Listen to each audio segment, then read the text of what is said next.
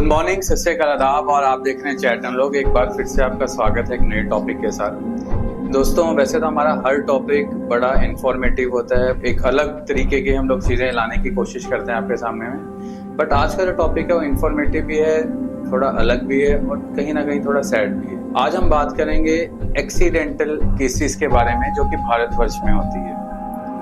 तो दोस्तों, जैसे आपको पता लग गया होगा, जब हम एक्सीडेंट की बात करते हैं एकदम से दिमाग में शॉक लगता है, बिकॉज आपको कहीं ना कहीं आपके चाहने वाले लोग, आपके आसपास के लोग अचानक से आपके दिमाग में आना शुरू हो जाते हैं और आप उनको रिकॉल करना शुरू कर देते हो कि जहाँ भी हैं वो सेफ हैं, उन्हें कोई प्रॉब्लम तो नहीं। अगर हम बात करते हैं डेथ रेशो के बारे में, तो 9.5 मिलियन के आसपास लोग अपनी जान गंवाते हैं हर वर्ष भारत में।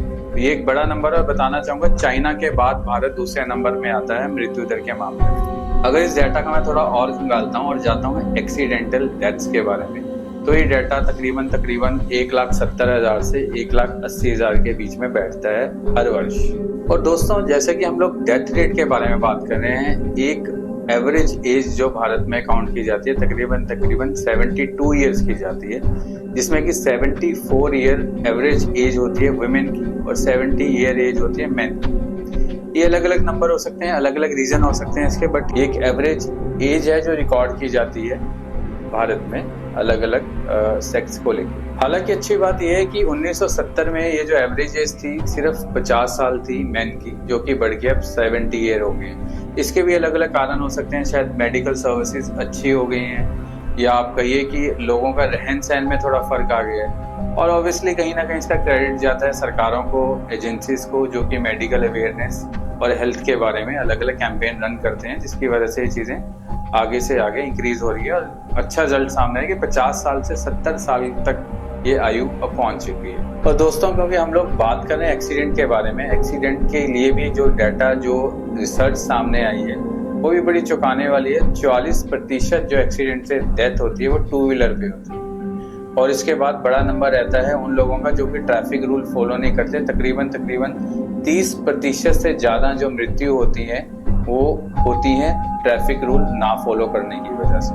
और दोस्तों, अगर हम एक्सीडेंट के बारे में, जैसे मैं आपको बता ही रहा हूँ, बात करें कि एक्सीडेंट का जो बड़ा रीज़न माना जाता है वो ओवर स्पीडिंग का माना जाता है। मैक्सिमम लोग एक्सीडेंट में ओवर स्पीडिंग की वजह से ही अपनी जान गंवाते हैं। और अगर हम भारत का और डाटा खंगालें तो यूपी एक बड़ा राज्य है हिंदुस्तान का, और यूपी में सबसे ज़्यादा एक्सीडेंटल डेथ केसेस पाए जाते हैं। और अगर इसके बाद हम बात करते हैं शहरों की, तो दिल्ली, जयपुर और इसके बाद मैं कहूँगा बेंगलोर बड़ी सिटीज़ हैं जहाँ पे सबसे ज़्यादा एक्सीडेंटल केस सामने आते हैं। अगर मैं बात करूँ सबसे कम एक्सीडेंटल केसेस की, चंडीगढ़, जम्मू एंड कश्मीर की लोकेशंस में सबसे कम जो एक्सीडेंटल केसेस रिकॉर्ड किए जाते हैं, या फिर लोग अवेयर हैं ट्रैफिक नियमों को लेकर। अगर हम बात करें, गलती किसी भी तरीके की हो सकती है, चाहे वो वाहन चला रहा हो या फिर सड़क पे वॉक करता हो एक आम इंसान, किस तरह से चीज़ें सफ़र करती हैं। देखिए, एक्सीडेंट का जैसे हम लोग नाम लेते हैं तो बड़ा ही एक शॉक लगता है कि आपको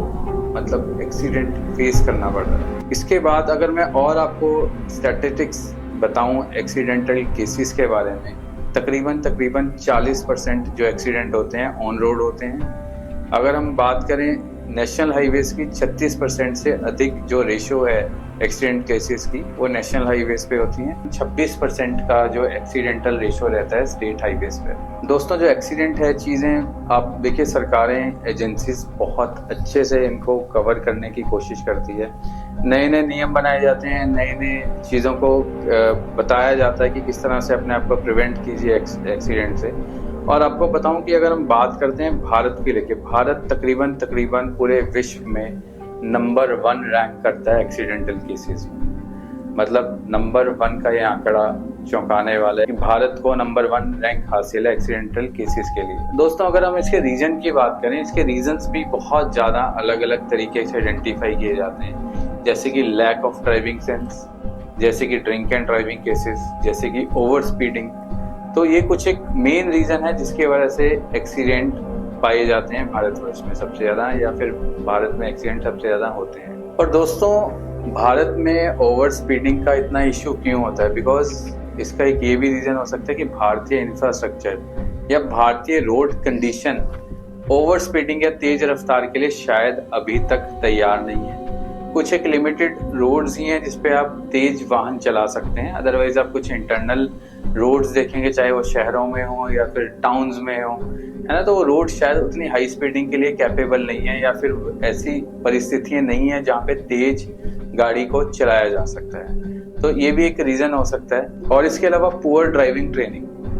कोई भी ड्राइवर अगर गाड़ी ड्राइव करता है तो शायद वो इस तरह से ट्रेन नहीं होता कि किसी भी सिचुएशन को टैकल कर सके, या फिर उसे एक एक्सपीरियंस हो कि किस तरह से आने वाले खतरे को कम किया जा सकता है या रोका जा सकता है। और दोस्तों, जैसे कि भारतीय सरकारों द्वारा या फिर मैं राज्य सरकारों द्वारा कई तरह की हेल्थ फैसिलिटीज प्रोवाइड की जा रही है, इमरजेंसी सर्विसेज प्रोवाइड की जा रही है, जिसके अंदर एक बहुत इंपॉर्टेंट सर्विस है एम्बुलेंस सर्विसेज। एम्बुलेंस सर्विस को एक विशेष तरीके से तैयार किया जाता है ताकि वो तय समय पर तय जगह पे पहुंच सके और सही समय पर मरीज को हॉस्पिटल तक पहुंचा सके, ताकि बड़ी दुर्घटना के अंजाम को कम किया जा सके। और दोस्तों, एक्सीडेंट का एक बड़ा कारण रोड्स भी हैं। अगर आप भारतीय सड़कों को देखोगे, कहीं ना कहीं उसमें टेक्निकल चीज़ें, कहीं ना कहीं उनकी कंस्ट्रक्शन क्वालिटी या मटेरियल क्वालिटी को लेके क्वेश्चन उठते रहते हैं, जिसकी वजह से वो सड़कें बीच में से टूट जाती हैं या फिर उस तरह से पर्याप्त जो क्वालिटी इंक्रीज नहीं हो पाती, जिसकी वजह से बड़े वाहन या फिर आम वाहनों को स्पीड से चलाया जा सके। तो ये भी एक दुर्घटना का बड़ा रीजन होते हैं भारत के अंदर। तो दोस्तों, हम बात कर रहे हैं रोड एक्सीडेंट की। अभी हाल ही में पंजाब के एक बड़े मशहूर सिंगर राजवीर जवंदा को अपनी जान देनी पड़ी बाइक एक्सीडेंट में। हालांकि उनकी स्पीड भी बहुत नॉर्मल थी, उन्होंने हेलमेट भी एक अच्छी क्वालिटी का पहना हुआ था और उन्होंने वो सारे ट्रैफिक रूल फॉलो किए हुए थे जो कि एक ड्राइविंग के टाइम हर ड्राइवर को कैरी करने चाहिए, बट फिर भी उन्हें मृत्यु का सामना करना पड़ा। और अगर आप उसका कारण सुनेंगे तो आप भी दंग रह जाएंगे। उनकी मृत्यु जो आवारा पशुओं की वजह से हुई। वो बाइक ड्राइव कर रहे थे, अचानक से उनके बाइक के सामने आवारा पशु आ गए, जिसकी वजह से वो बाइक कंट्रोल नहीं कर पाए और उन्हें अपनी जान से हाथ धोना पड़ा। तो आप देख सकते हैं कि इतने महान गायक, और अगर हम यही बात करें इसके बाद बैक टू बैक कई ऐसे आपको केसेस मिलेंगे कि आवारा पशुओं की वजह से काफी सारे लोगों के एक्सीडेंट होते हैं और कई बार उन्हें गंभीर हादसों का सामना भी करना पड़ता है। हालांकि सुपर बाइक्स को लेके हमेशा से क्वेश्चन उठते आ रहे हैं कि सुपर बाइक भारत में होनी चाहिए या फिर ये बैन होनी चाहिए, क्योंकि अगर आप बात करेंगे इंफ्रास्ट्रक्चर की, अगर आप बात करेंगे सड़कों की, तो इस तरह की इंफ्रास्ट्रक्चर अभी भारत में नहीं है जिसमें इतने बड़ी सुपर बाइक्स को दौड़ाया जा सके। अगर आप सड़कों की हालत देखेंगे तो मैंने आपको बताया कि सड़कों की हालत भी कोई बहुत उम्दा नहीं है अगर हम नेशनल हाईवेज को छोड़ दें तो। और अगर मैं बात करूं कि सरकार ने इस पे क्या कदम लिए, सरकार ने सुपर बाइक्स पे टैक्सेस इंक्रीज कर दिए ताकि हर आदमी सुपर बाइक्स को अफोर्ड ना कर सके और उनके जो संख्या है लिमिटेड हो और उनको रिस्पॉन्सिबल ड्राइवर्स ही ड्राइव कर सके। सरकार द्वारा और भी कई कड़े फैसले लिए जा रहे हैं। ऐसा कहा जा रहा है कि 2026 में दिल्ली में, जो कि एक हाईली पॉल्यूटेड एरिया है भारत का, 150 सीसी से नीचे के वाहनों को इलेक्ट्रिक किया जाएगा, उनमें डीजल और पेट्रोल का उपयोग नहीं किया जाएगा। इसके अलावा सरकार समय समय पर ट्रैफिक अवेयरनेस कैंपेन चलाती है, चालान की जो अमाउंट है वो बड़ी की गई है। इसके अलावा सरकार द्वारा और भी कई कदम उठाए जा रहे हैं, नए नए कैंपेन चलाए जा रहे हैं जिसमें ट्रैफिक अवेयरनेस के बारे में बताया जाता है लोगों को, किस तरह से ड्राइव की जाए, किस तरह से 4 व्हीलर ड्राइव किए जाएं, किस तरह से 2 व्हीलर ड्राइव किए जाएं। इसके अलावा सरकार उन लोगों पे सख्त कार्रवाई करती है जो कि ट्रैफिक रूल्स को फॉलो नहीं करते। चालान की अमाउंट को बहुत ज़्यादा कर दिया गया है ताकि सभी लोग ट्रैफिक रूल्स को फॉलो करें और सही तरह से ड्राइव कर सकें, खुद भी सुरक्षित रह सकें और दूसरों को भी सुरक्षित रख सकें। और दोस्तों, अगर हम एक्सीडेंट के बारे में बात करते हैं, शायद जो बड़ी पर्सनालिटीज़ हैं, जैसे मैंने राजवीर जवंदा के बारे में बताया, अभी हरभजन मान जो कि एक बहुत बड़ा नाम है पंजाबी म्यूजिक इंडस्ट्री का, उनका भी एक्सीडेंट हुआ आवारा पशुओं की वजह से। ऋषभ पंत जो कि एक फेमस क्रिकेट प्लेयर हैं, उन्हें भी रोड एक्सीडेंट का सामना करना पड़ा। शायद बड़े नामों की वजह से ये लोग हाईलाइट हो जाते हैं, ये जो बड़ी पर्सनालिटीज हैं लोगों के नजरों में आ जाते हैं। और दोस्तों, ये तो बड़ी पर्सनालिटीज हैं जो कि मीडिया के माध्यम से हम लोगों तक कहीं ना कहीं पहुंच जाती है, पर आप देखिए कितने लाखों लोग जो कि आए दिन दुर्घटनाओं का शिकार होते हैं, आए दिन दुर्घटनाओं को फेस करते हैं बैड इंफ्रास्ट्रक्चर की वजह से या फिर कई अन्य कारणों की वजह से। तो मैं आप सभी लोगों से यही रिक्वेस्ट करूंगा कि ट्रैफिक रूल्स जो कि सरकार ने बनाए हैं उसे फॉलो करें, सेफली ड्राइव करें, ताकि आप खुद भी सुरक्षित रह सकें, दूसरों को भी सुरक्षित रख सकें। और दोस्तों, ये थी एक्सीडेंट के ऊपर मेरी और मेरी टीम की थोड़ी सी रिसर्च। आपके पास कुछ और भी एडिशनल इन्फॉर्मेशन है तो प्लीज़ शेयर जरूर कीजिएगा। अगर आपको एपिसोड अच्छा लगा तो कमेंट ज़रूर कीजिएगा। अगर आपके पास कोई एडिशनल इन्फॉर्मेशन है तो प्लीज़ कमेंट बॉक्स में शेयर जरूर कीजिएगा। Thank you so much.